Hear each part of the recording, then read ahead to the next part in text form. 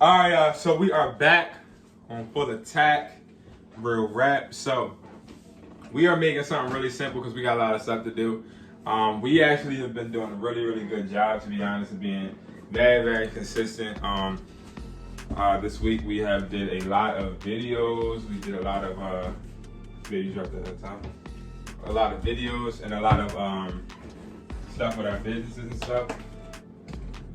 So yeah, I'm really, really happy with that. I don't know why Tamia said I should have cut the bacon out. I don't know what that is. But Alright. what you gonna make that? Bowl. Excuse me, beep beep. Like, ooh. He's under my feet. You alright? You alright? Less So, than look. highly favored. Less than highly favored. So look, so let me ask you a question. And y'all too, right? If y'all haven't already, I'm doing a giveaway, okay? So keep watching, figure out what that is. But look, why start a business? That's our topic for today, is why start a business. We're not gonna go too in depth because at the end of the day, it's a whole bunch of reasons why you should start a business. But our reasons, we'll share with you. Babe, what's this? Something you did. There's no way. Yeah, way. This is you. No, it wasn't me. Something you did. No. But why start a business? Me personally, I started my business because I got tired of having somebody else tell me what to do. That's the only sole reason why, to be honest with you. Really, really short stories. I had my first job with Sam's Club when I was in high school, and I was 17. You had to be 18. I lied and said I was 18, making a lot of money in high school. Well, what we thought would be a lot of money in high school. Like, I was working and then going to school in the morning. I was doing a lot of different things. They ended up catching me and noticing I was lying. They fired me. I cried. And ever since that day, I never ever had another job stably. Like, I only had jobs when I wanted to do something or I needed to learn something for my business. So that taught me that having a job does give you guaranteed money, but it also puts a number on your name, and you no longer have control over a lot of different things in your life. Now you're just a number, and that was a big issue with me. So then I started doing business, and and I started in high school just drawing up business plans every day, like I had a problem. Like, I really did. I was literally really, really focused on business, to the point where I didn't worry about nothing else in school. So that's why I started. And it has been a rocky, hard road, but it'll continue to grow and get better. Why did you start a business, babe? Because I'm a very creative person. Well, I mean, I don't like working for nobody either. And what I'm worth, a job can't pay me. There's no job that can pay me what I'm worth. So I would have to, start my own business anyway. But I'm just a very creative person, and that's what God called me to do. So that's why I started a business, and I like to show off my creativeness, and the way I express myself is through my business. So when really creative people need to express themselves, they have to do it on their own. They can't, they can't do it through a job, but pepper.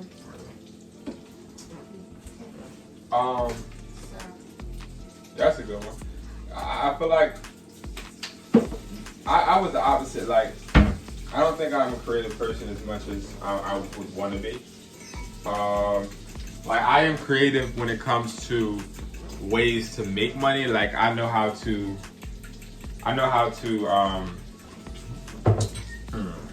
draw up ways to make money. Like I know how to come up with different ways and different creative ways to make money. But as far as the visual aspect, I don't think I'm too creative. I think that's something that I can get better on. So yeah. But we all have our strong suits and we all have our weaknesses as well. But I feel like it's all about being consistent and understanding that failures are going to come. And speaking of failures, Dave, how many times do you think you've failed so far? I don't know, a lot. Starting your business? A lot? Yeah.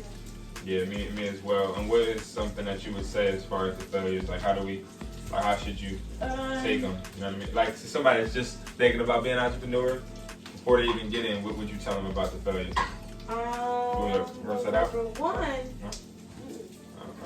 Number one, remember that's not a get rich quick thing when it comes to being an entrepreneur.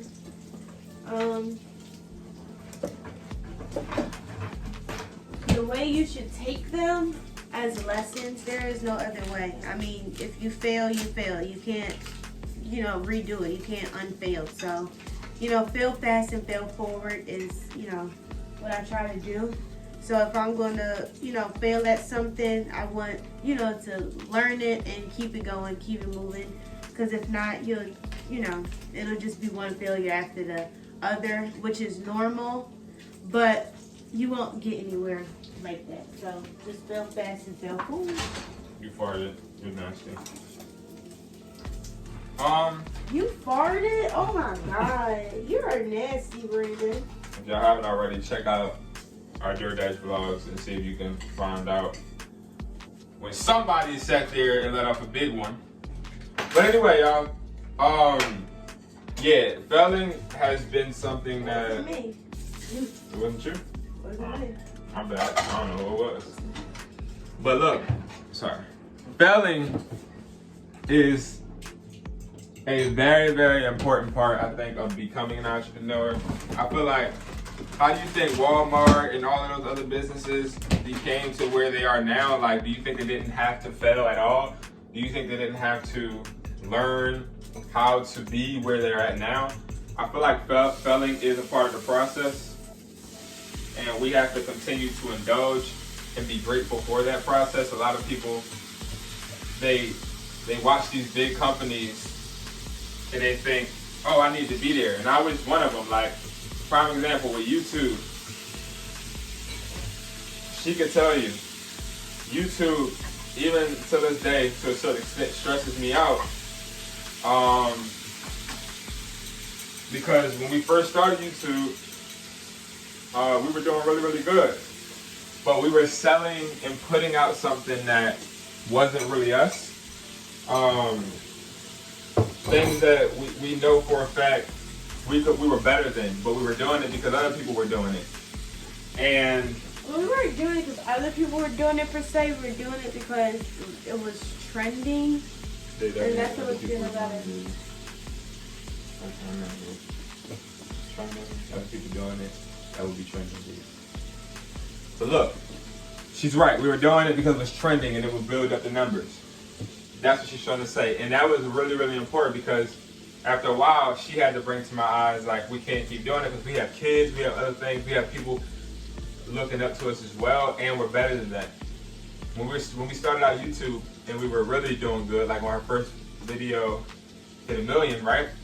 My coach, he DM'd me and he told me, he was like, yo, I see what you're doing, good job, but make sure you're doing it for a purpose. And I never understood what he was talking about until like recently. So it's like, we failed in a certain sense, but it taught us a lesson because when we now do regular videos, it's something that doesn't have to do with her degrading what she wants to do and me degrading what I want to do, it's less views.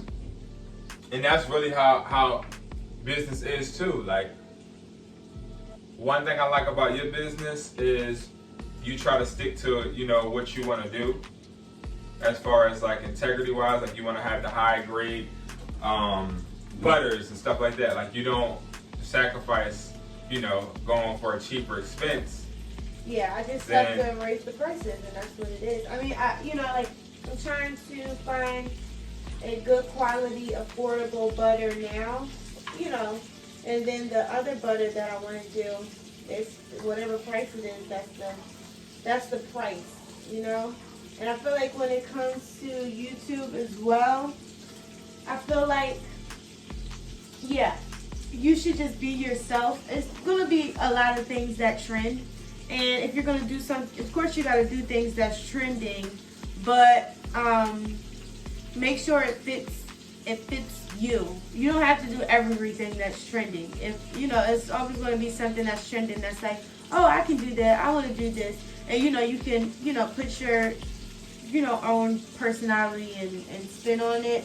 Or just go ahead and create trends, you know, and see how that works. You know, because a lot of times we underestimate what, you know, how many people are watching us, or how many people support us, or how many people think that we're cool, based off of the 5 million views that another person gets when, you know, we don't even know. So that's true, and that's either do things that fit your brand and what you're trying to do.